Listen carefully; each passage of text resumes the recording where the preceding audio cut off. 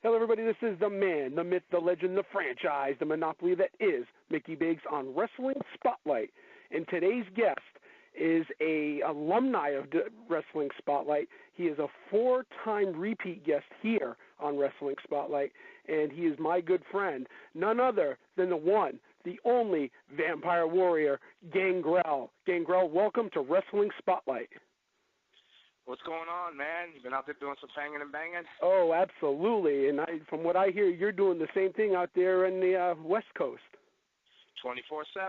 It's not just an attitude; it's a lifestyle. We're rocking it out here. Absolutely, it is a lifestyle. And before we get into anything specific, I got to say kudos to you on that spot on what was it, Cougar Town. Oh, yeah, that was fun. The only thing I realized, you can't squeeze a fat vampire in the spandex that don't fit, especially bright yellow spandex.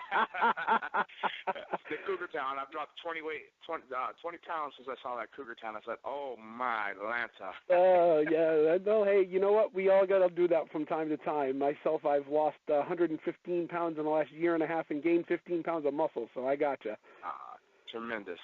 So, what has Gangrel been up to? I mean, I know that, you've been doing a lot with Knox Pro Academy, and you're doing everything out there on the West Coast with Territory League. And didn't I read somewhere that you trained the what's his name, Rusamov or something like that in WWE? Yeah, Rusov, yeah, he's one of our students. Yeah, he sure is, from the Knox Pro Academy.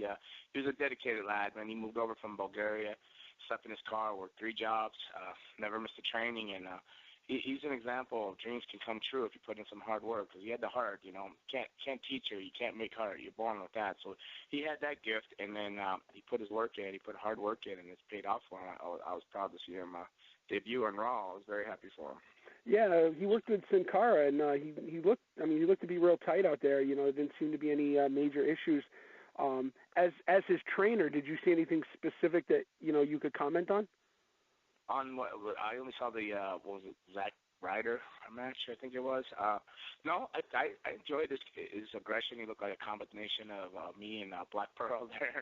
A little bit of it was cool to see him. It was like watching your kid out there, all grown up out there taking steps in the world. Yeah, it was really cool because you see those shades of me, shades of Reno, who's Count Black Pearl out here with Kishi's cousin, and a little bit of Kishi in him, but So it was really proud. I was proud. It kind of went quick. I didn't T-bow it or nothing, so I just watched through it, and so I only saw it one run. I'm sure if I sat there and rewound it and watched it over and over, I'm sure I could pick stuff apart as a trainer, yeah.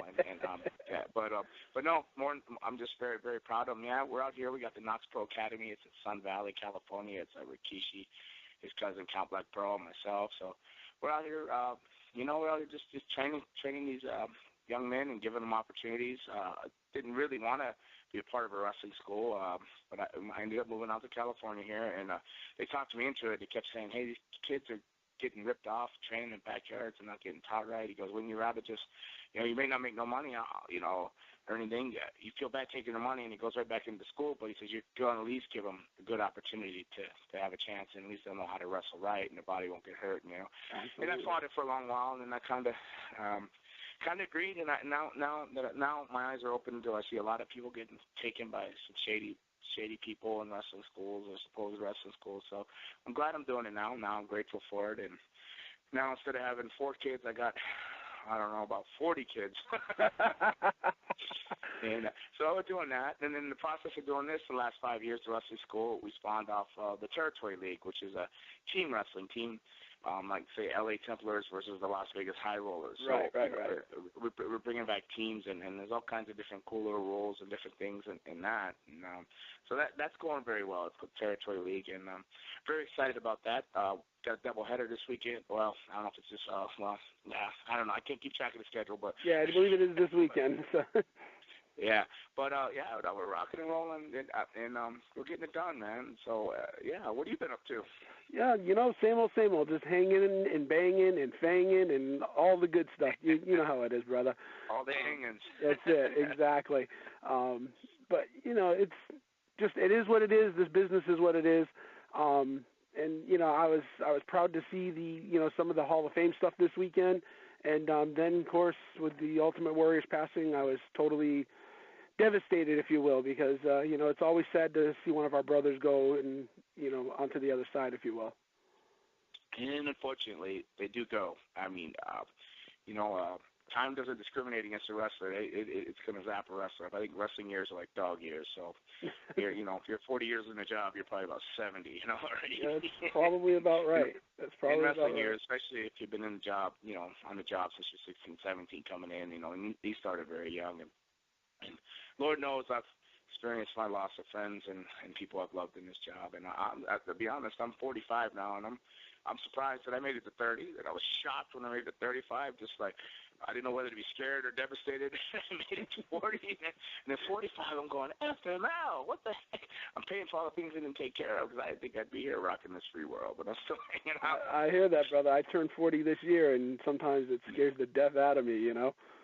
But yeah, I love it now, man. Though, at one time I also caught up in such dark places, but man, now I'm just, I think these kids breathe new life into you. Now I enjoy sunrises and sunsets, and I'm not walking so much on the wild side. I still dabble on the dark side, still getting out there doing the vampire thing, but life's good, and then I'm appreciating a lot more, and just being part of a school and part of projects that helps a lot too.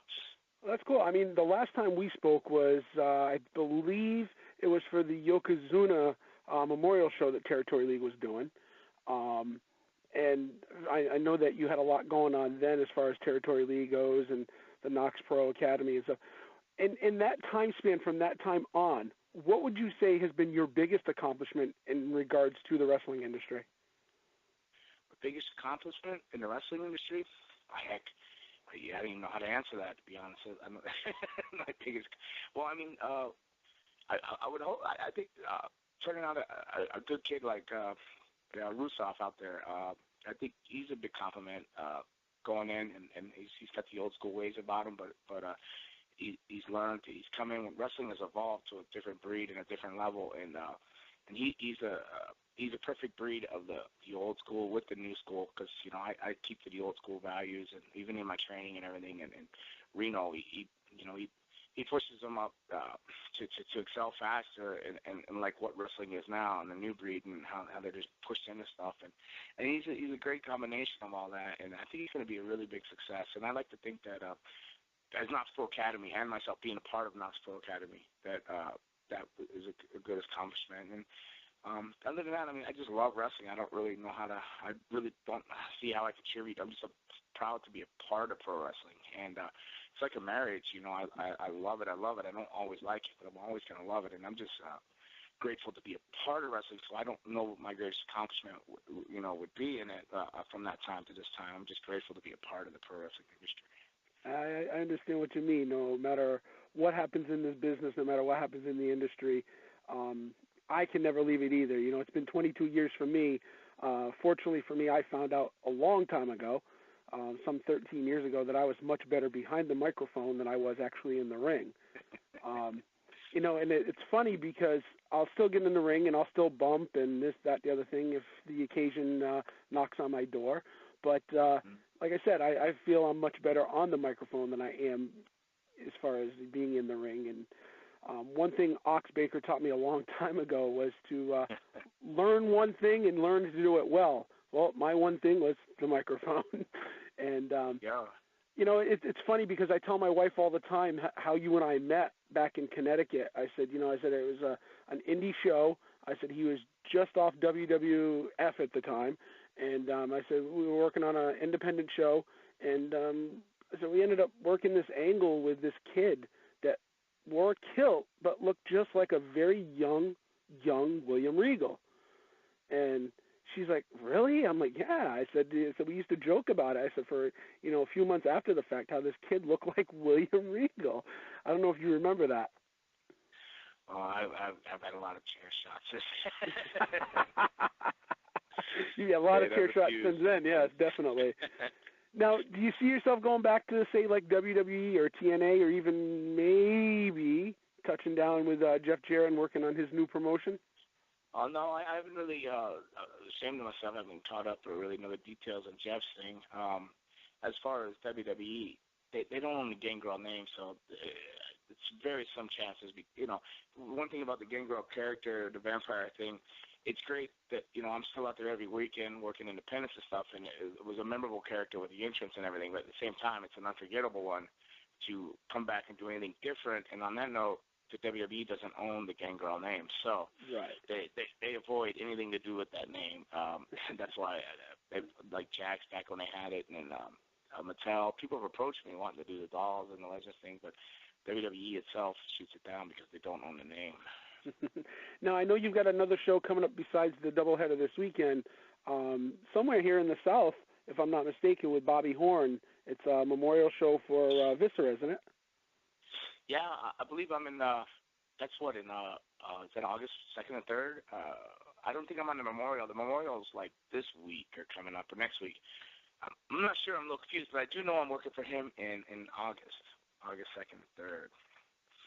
Yeah, because I knew I read something about that. So, what's new with, Gangrel? What's new with, in your life? What's going on that you want to talk to the fans about and let them know what's going on?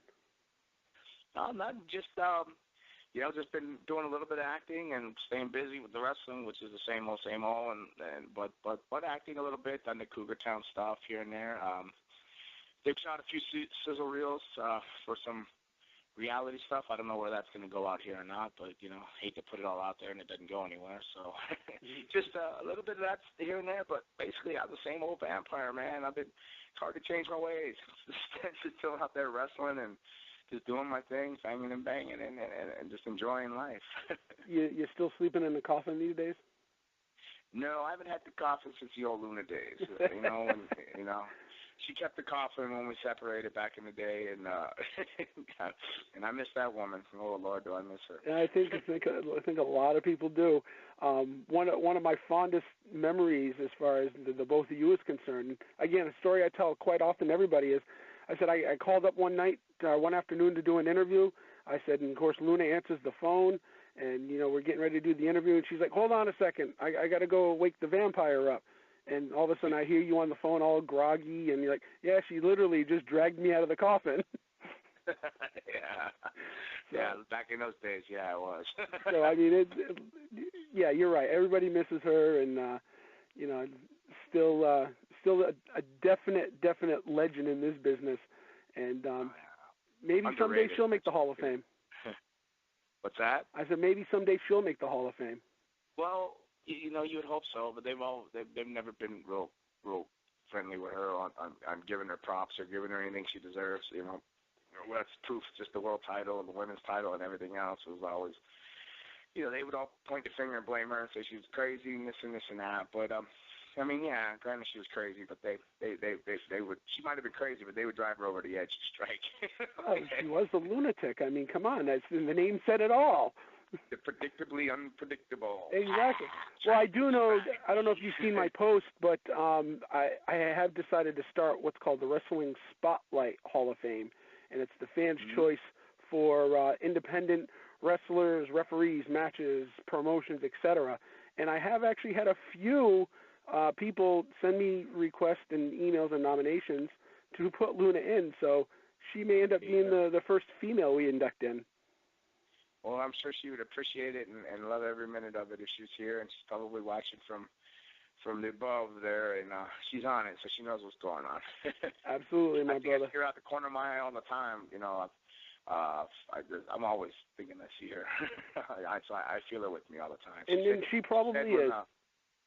She said, when I die, you'll know the minute I die, and that was true. When she passed, I had no idea. I was out for dinner, and I got very, very ill, and I went home. I was so sick. I couldn't explain it, and I took on the couch. I was, just coming out both ends, shaking. I just swore I was going to die, and then it passed.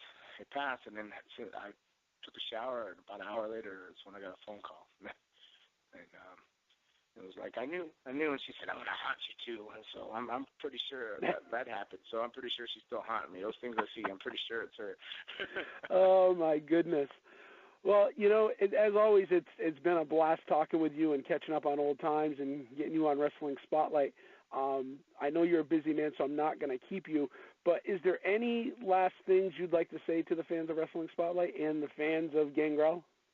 Yeah, well, the wrestling fans of Spotlight, wrestling fans of Gangrel, the wrestling fans in general. really, from the bottom of this black heart, I'd like to say thank you for making it possible for guys like me and myself to still continue on in this wrestling business. And it's just, if it wasn't for the fans, and then there would, it wouldn't exist. And I just like to thank the fans for all the support, and still letting this old man go in there and take some bumps for his living, and just greatly appreciate it, guys. And keep banging and banging, and love y'all. Now, one final question for you, and I've been asking everybody this as of late.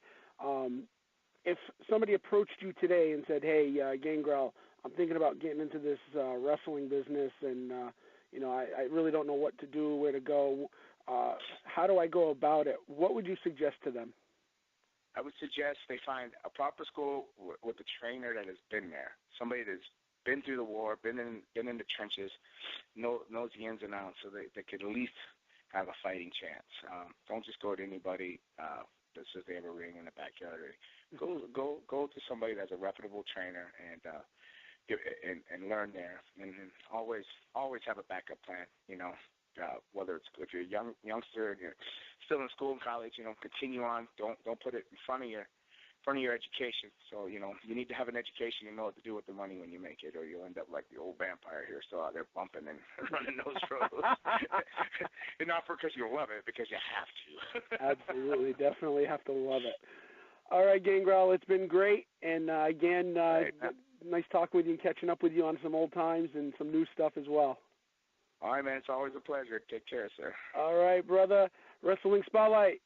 The man, the myth, the legend, the franchise, the monopoly that is Micky Byggs. We'll see you next time at ringside.